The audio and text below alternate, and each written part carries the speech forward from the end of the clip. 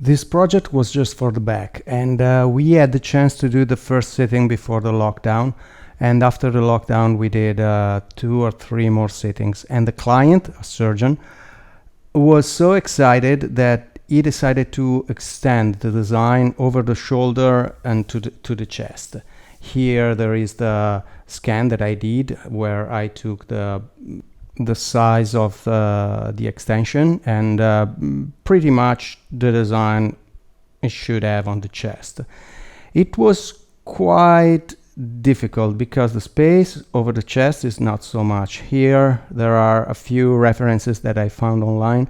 There is I don't remember the website, where there are these 3D models with different kind of muscles on the bones and so on, because of course the human body is made of different layers of muscles, and because I have to work for a surgeon, he know exactly where there are all the muscles, all the nerves, veins and stuff like that.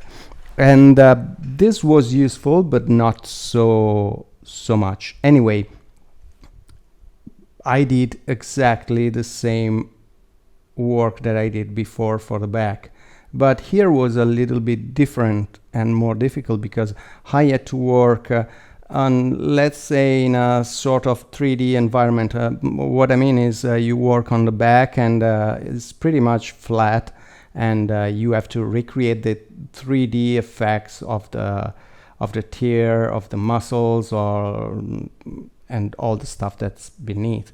But when you have to move over the shoulder and so on, is difficult. But I found this software that it's amazing. I have this software in trial mode. I don't know how it will perform when the trial will end, but anyway, it's a great software if you want to spend. I wouldn't spend money on this software, because of course it's useful, but anyway, I need it just for this work, and in the future, if I need this software again, we'll see.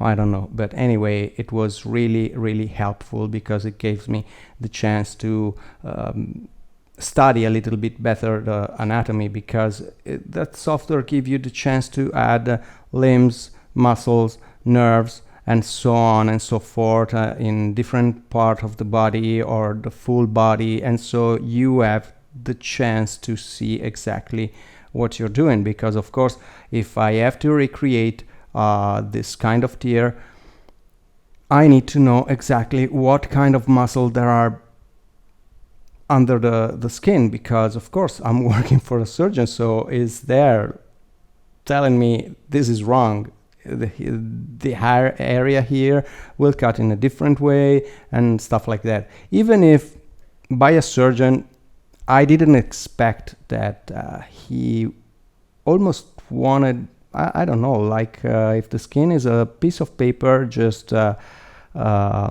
broken and you can see underneath. But after our discussion, anyway, this is part of the previous project. Of course, here we are in a different settings, because of course we already discussed the project, how to make it real, and all the muscle that are behind. And if you want to see the previous work, is without a comment, but anyway, I will leave you the link below, so you can see the work that I did. I recreated all the layers of muscles for the back, so I would know exactly how this kind of tear would look exactly when you open the skin, what's underneath, and how it's attached to this to the bones, that in this case they are, of course, let's call it a robotic skeleton, something like that. And here you can see I work on this muscle, and then I'll work on other muscles. You can see there are tubes that of course mimic the veins and nervous system. The nervous system is yellow, the veins are let's call it blue-gray color. But anyway, it was it was a bit difficult, because of course if you want to see what's under the skin from the upper part, between the clavicula and the scapula, it's of course different from what you will see in front of you on the chest or in the back on the back. So it was quite difficult, and I had to constantly rotate my work to see the effects on the chest, on over the shoulder, on the back, and of course to recreate that kind of 3D effect like I want between the scapula and the clavicula, to see the ribs and some sort of light. But then of course I have to do something different on the chest, so I will probably change this and I will use the clavicula. I cracked the clavicula just because I thought about like a big huge nail that opened the skin, but right now probably we have to change the approach, because of course that big nail wouldn't just open the skin, probably it cuts you in two. And so of course I will probably use the clavicula as a section to separate the upper part and the chest part. So we'll see the ribs from the upper part between the clavicula and the scapula, and we'll see something different on the chest. So I would be able probably to recreate the effect that I have in mind. But of course this is not the final work.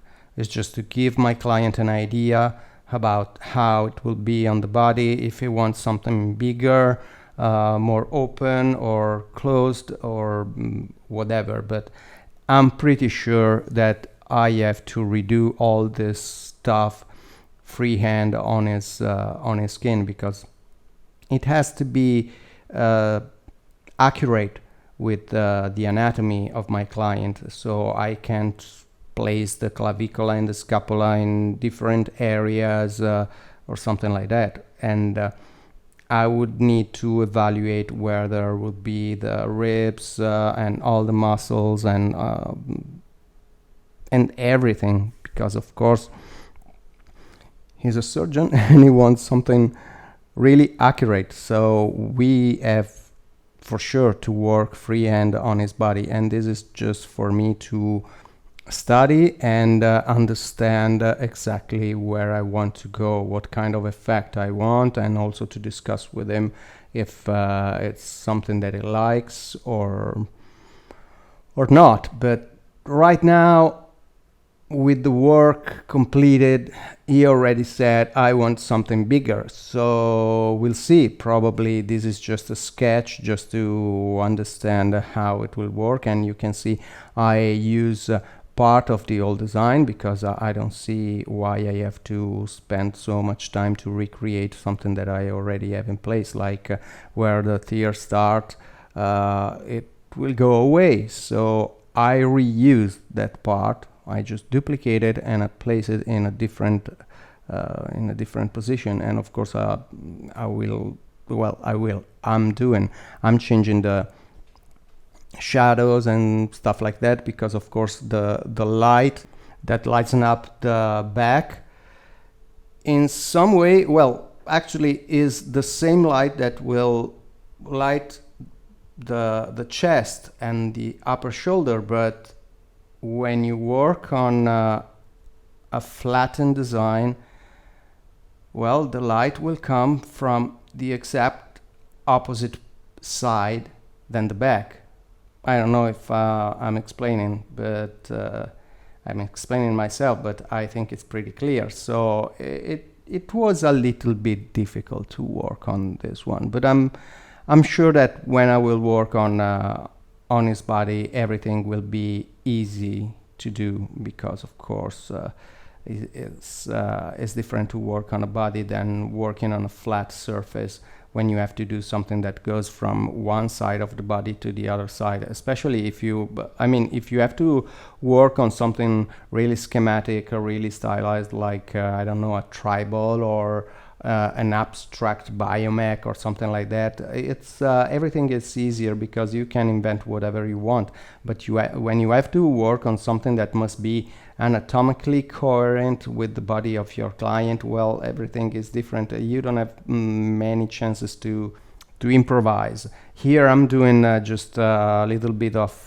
blood, but it's just schematic, just to have an idea. Of course, in the final work I will do something more realistic, more, well, something better. That's just to give to my client an idea about the final product. And here, of course, I'm working on the 3D model to see how it will look approximately on a real body. And if you want to know more about this stuff, just check tattoosmart.com, and you will find a couple of tutorials where I explain you how to work with 3D models and create video presentation of your work. And here is the final result. I hope you enjoyed the video. Please subscribe and click on the bell, and see you the next time.